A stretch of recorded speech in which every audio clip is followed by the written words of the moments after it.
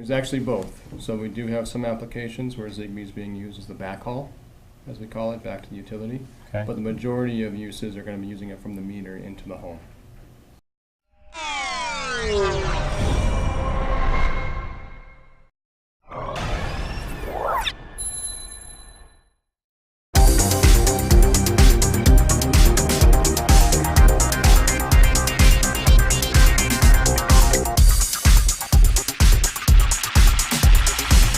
So John and Jim, we're here at Ember in downtown Boston. Welcome to the Drive for Innovation.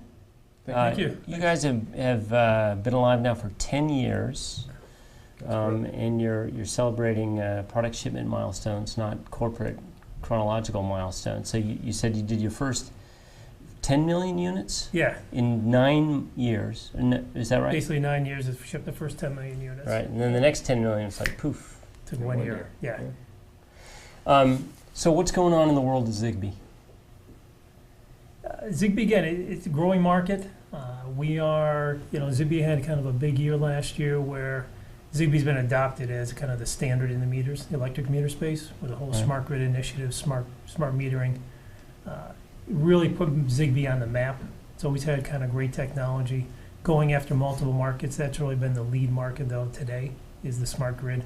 And now peripherals into the home are kind of that second piece of the market between in-home devices, gas meters, SMA space. So really more of owning the home is really where Zigbee is getting traction today. So let me dive into that a little bit.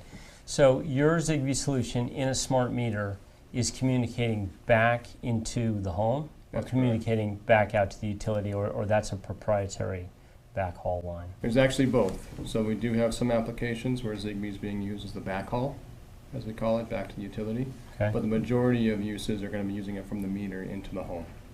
So it'll be talking from the meter into the home area network, or the HON. Okay, and so Zigbee has become the true standard for this kind of communication, or the de facto standard? I think it's trending towards being the de facto standard. I mean, there's definitely other protocols people talk about using for the HON communication, but for the most part, meter companies in North America have been designing in Zigbee chipsets into the meters, and then looking to communicate into the home with that. And so they're embracing it because part of the solution has a very strong power management value proposition, correct? Or, well, I mean, obviously you have the range; it has the right range, but in terms, it's very power miserly, yes. It is very power efficient. So Zigbee chipsets are known for being low power. There's also, within the protocol itself, there are some aspects to that allow it to have more devices than just a couple join a network and be a part of that network. So I think it's also scalability, being able to add more devices in the home as they're brought online.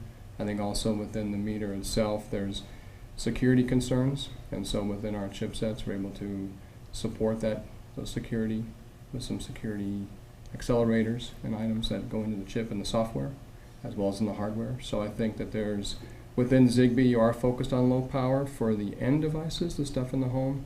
At the meter, they're more concerned about some of the other features, robust range, making sure that you communicate through walls, and then of course making sure that as information is passed from the utility to the meter, it actually gets into the home in a nice manner.